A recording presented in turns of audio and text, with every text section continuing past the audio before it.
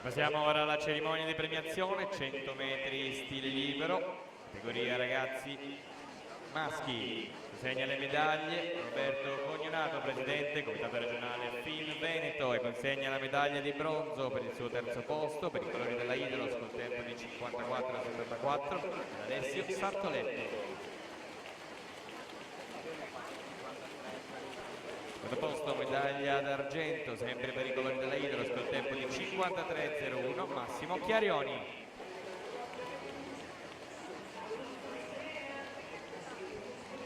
Primo posto medaglia d'oro, first place gold medal for South African team with a time of 52.60 Cobb Dern.